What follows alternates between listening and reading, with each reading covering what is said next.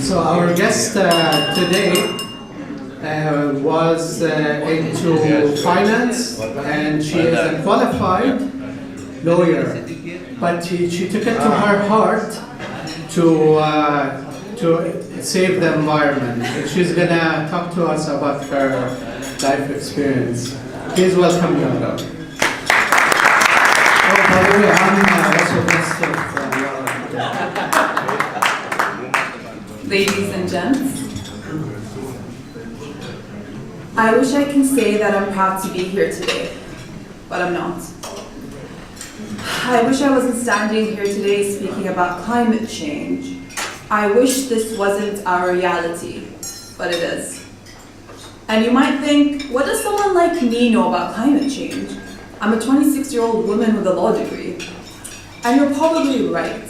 I'm not a scientist, I don't work for a big NGO, I'm not part of the fashion industry, and I've never seen a real-life landfill. But I'm a shopper, and it's because of me, and since we're all dressed here, it's because of all of us that we're in this big pile of mess. So how did we get here? How did we end up in this big mess? Did we shop our way to a global catastrophe? Well, by 2050, mass migration will occur, and not because of war or famine, but because of climate change. 200 million people will be displaced because of climate change. Yes, 200 million people will need to start a new life somewhere else. And because of what? A pair of jeans? Now hear me out. I'm not asking you to stop shopping, but it's vital that we look at what we do on a daily basis and how it affects the world around us. The fashion industry is a $1.3 trillion industry. It's the global industry. 1 out of every 7 people in the world are employed by the fashion industry, and it's the second biggest polluter of the environment.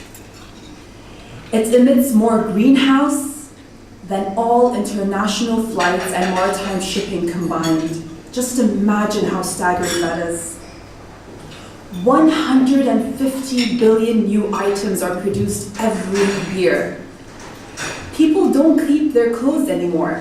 They're no longer owned, they're just consumed. We wear, we discard quickly, and it ends up in a landfill. That's fast fashion, and it's ruining our environment. That 1 second of breath, that's all it took for a truck to fill a landfill. When this stock is over, 600 trucks will fill landfills across the world. So how do we get out of this big mess? What if I tell you there's a $100 billion opportunity to get out of this mess? I know my audience, so I had to speak in dollars to get your attention. I'm glad that landed. So let me try to break it down to you real quick. Today's fashion industry is based on a linear system. What's a linear system? We take from the earth, we use and dispose. Just imagine how many times you went to a coffee store and got a cup of coffee. Now imagine how many people do that on a daily basis. That's an example of how a linear system works. In fashion, the textile industry relies mostly on non-renewable resources. We use oil to produce synthetic fiber, we use cotton, and we use chemicals to produce and dye textiles. On the current track, there could be more plastic than fish in the ocean by 2050. That simply cannot be our future. So how do we transition out of a linear system? They say if you want your business to succeed, you must follow the consumer. The next generation of consumers will stand for nothing less than responsible business. And real effective change will only come from the bottom up. It will never come from the top down. People like myself, and I'm sure like plenty of you here in the audience, are demanding more transparency from company practices. We vote with our dollars, and if a company is not aligned with our values and ethics, then we choose to vote differently. Companies and people in power need to start listening to us. So let me tell you what you need to do to be part of the new economy. The new economy will be a circular one. A circular economy is where clothes and textiles and fibers are kept at their highest value and only enter the economy after use, never ending up as a waste. So how do we realize this new vision of an economy, you might wonder? Where do you fit into all of this? It will take change in company practices, consumer consciousness, and legislation to create such shift. For companies, they need to start phasing out substances of concern and need to transform the way they design clothes and sell clothes. For consumers, just imagine by doubling the use of your own closet, you can reduce greenhouse gas emissions by 44% just by re-wearing the clothes you have. How simple is that? Globally, we all miss out on a $460 billion opportunity by throwing away our clothes every year. For entrepreneurs, a massive change is happening. If you're a startup and you're ready to disrupt an industry, you should look at the fashion industry. Why? Because the new business model will not be centered around ownership of clothing, but around renting. Alibaba has even backed fashion startups that are rental-based, and that should be a massive hunch to all of you here that a massive shift is happening. And if I were an investor today, that's the space I'll be looking at. We can expect massive growth to come from there. And thank God, because we can't keep on producing 150 billion new items every year. 1% of clothing is recycled every year, just 1%, representing a lost opportunity of 100 billion, which ends up in a landfill. Using recycled clothes rather than virgin material offers an opportunity to drastically reduce our non-renewable resources. We should no longer be living in a world where our clothing is made out of virgin material. In fashion terms, that's no longer chic or fashionable. You might wonder how legislation has a role to play in all of this. After all, I am a lawyer. I'm supposed to know something about that. It's not enough that we signed into the Paris Climate Change Agreement. We need more local and centralized policies that will look into the way businesses are being done. And we must demand more of legislature and policy shapers. We must push for legislation and policy that will make it easier for established businesses and startups to commit to creating sustainable businesses. We should make it so desirable to start competitive, sustainable businesses that the commercial side of it all will be hard to resist. The US, one of the biggest economies in the world, currently taxes 30% more for importing non-leather items into it. That makes business extremely hard for companies that are looking to change the way they do their practices and want to commit to sustainability. Ancient laws are standing in the way of progress that would enable businesses to change their practices. In closing, what I talk about today are not a dream of a better world. It's a shared global vision that's being implemented in many parts of the world. We are 11 years from facing a global catastrophe. We must change this. We've been told we have 11 years, otherwise we will face something the world has never faced before. This is more urgent than ever. If the global population rises to 8.5 billion, the overall apparel consumption will grow from 62 million tons to 102 million tons. That's the equivalent of 500 billion t-shirts, 400 billion which will end up in a landfill. What a waste of Mother Earth. We keep on filling her with waste. If you ask me today what luxury is not a Birkin bag. And if this is our idea of luxury, we'll be in big trouble. Luxury is pure water. Luxury is clean air to breathe. Luxury is having Mother Earth in her ultimate state. We can change this. We are the first generation to feel the impact of climate change, and the last generation that's able to do something about it. I might be a small voice, but I'm a hopeful one. You see, it simply isn't enough to talk about sustainability. We must believe in it. And it simply isn't enough to believe in it. We must work at it. So let us work at it together, starting now. So when your kids and your grandkids ask you what you did, you'll be able to make eye contact and say you did your part. Thank you.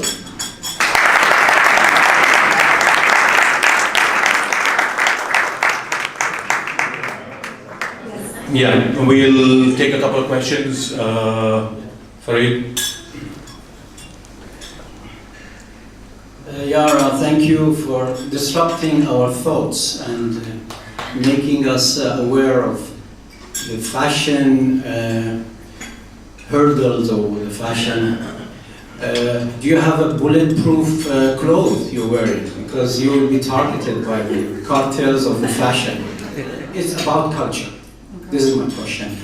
Have you looked at the culture? Because if we don't have the culture, we don't teach our children at home to segregate the waste. Thank you. That's a very interesting question, and I was just speaking to a member of the audience about how education starts at home, and we have to teach our kids that the environment matters. 2 weeks ago, I was on the road and someone was driving the BM electric car, and I found that very interesting in Bahrain. But also he was smoking a cigarette and he just threw it on the street, so that didn't make sense to me. So there's an idea of greenwashing. Yes, look like you're pretending to care about the environment, but not actually doing so. So yes, it does start at home.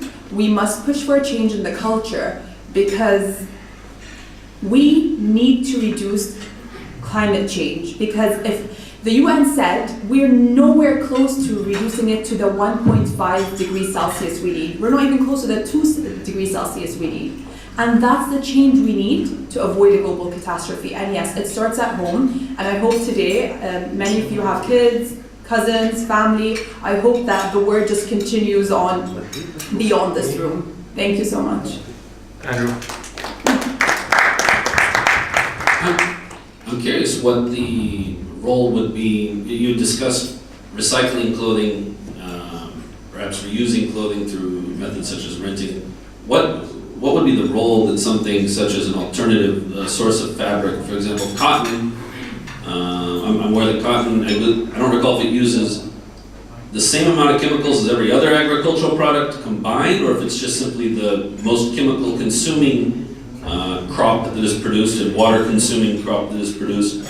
So we see a lot of sustainable businesses are trying to use plants to create clothes, and that's a sign of progress, but there's entries to barriers, so it's very expensive, and we're trying to make this a mainstream idea. So what you see, brands such as in H&M, which is one of the biggest polluters, are starting to use recycled clothing to create new clothing. And actually in a lot of H&Ms across the world now, they have a tailor shop within the store. So if your t-shirt gets ripped or your jeans get ripped, you can take them there and they can fix it for you and you don't need to buy something new. So the technology of creating new ways of creating clothes are very expensive, but you can see change. Like a Stella McCartney can do it, but not everyone can afford a $3,000 jacket. I believe that Swedes, Yeah. they have a tax deduction for when they repair an article of clothing or suitcase rather than buy a new one. See, that's the kind of legislation we need here. Okay, Shafqa? What you talk about today is something I have been associated with in the last 3 months. Because I visited a university outside Bahrain, and we're talking about how can we help. And one of the things they asked for, they said they do not have, there are lots of poor students who do not really have too many pairs of clothes. So they keep on recycling the same clothes. And I started a campaign to collect used but in good condition clothes. Within the Rotary Manama organization, we can find a way to send clothes out of Bahrain to that university. It doesn't cost that much. That's an amazing initiative that started by you. And I speak to myself here that my mom taught me since I was a child that if you have clothes that you don't want, there are needy people in Bahrain that would need them, and we do our best to give them these clothes. And also, I see around Bahrain now a lot of ads for Syria. So if you have winter coats, there are people there that actually need them. They shouldn't be in your closet if you're not using them. So that's an amazing initiative started by you. The shorter term impact, really, if you want to start saving the environment, is banning plastic bags and plastic bottles. What's your opinion? I mean, if 2018 can be defined, it's the war on plastic. So you see a company like Adidas with all their sneakers, it has plastic actually, and that's clogging up our oceans. So you see Adidas is trying to find new ways of creating shoes with renewable plastic. So companies are starting to see a consumer behavior shift. Yes, I don't want to use plastic, therefore can you give me non-plastic clothing? What I do is, to be honest, I carry my own thoughts with me and I fill it in because there's no need for me to have 10 bags for 3 items. That doesn't make sense. And you see like Al-Usra now, they have an initiative once a month where they use brown paper bags, and that's an amazing initiative, but I also prefer to have my own tote bag. And I feel like you in the audience here, we all have our own cars, and if we can just have a tote bag and put our vegetables and fruits and water bottles in it, I mean, that's a start, right? And plastic bag and plastic bottle. I mean, one step at a time. But you have a much greater success if you basically go and focus on these aspects rather than fashion, because nobody is going to stop wearing his new jeans or his new shirt. But that's not what we're asking them to do. I'm not asking anyone to stop shopping, but I'm asking them to make a conscious effort when they shop. So when you enter a Zara and buy a t-shirt for 3 dinars, what are you trying to say? Who are you trying to represent? How does Zara make a profit out of 3 dinar t-shirt that they had to bring from Spain? How do they pay minimum wage? You're actually supporting slavery across many parts of the world. So I just hope that people make conscious effort when they buy. So why don't you start something in Bahrain with young people, with a movement of shop less? You know, something that starts in this part of the world and then it becomes a fashion movement and then it catches on the other part of the world. Something homegrown with people of your age group who are fashionable, who can afford but yet want to make a change, I think would be a nice movement. Just a suggestion. That's an interesting idea. Thank you for sharing it. What I do believe is that we as human beings love acquiring new things. So asking someone to stop shopping is going to be very difficult. And it's not going to be good for the economy, let's be honest. But if we can find sustainable ways to develop businesses and make shopping and consciousness come together, that's going to be a win-win. So yeah, thank you. Do we have time? We have 11 years according to the UN. Is that enough? I mean, I don't think so. we need to start now. I mean, he believes that climate change is a hoax. You have plenty of people in the world that do not rely on scientific data and base it on what big conglomerates are asking them to do. So change starts at home. Change is a grassroots movement, and if we change the way we think, we can change how communities think, and therefore how we progress in the world. Rotary Club, because we have a lot of facilities, we have a lot of contacts, and we can do it together and introduce a subject into the schools, that this will be part of manhaj, part of their program. To teach the schools from beginning that they don't just throw the plastic bags here and there, and this is how we can change effectively. We should go to the root rather than the branches. Yes, as I said, that change starts from the bottom up. Effective change starts from the bottom up. And someone in the audience here was sharing a story with me where a teacher told a student that he needs to clean up, And basically she got a beating from the parents saying, how dare you tell our children to clean up, we have maids at home. So it does start from home.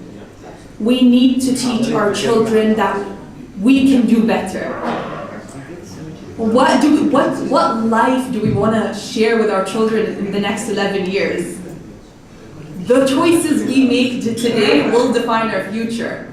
What planet do we want to leave? We should leave the world better than we found it. So please, everyone should try to do their part, whatever small it is. Thank you. Thank you. Thank you so much. Yara, that was fantastic. Recycling the gifts, yeah. Thank you.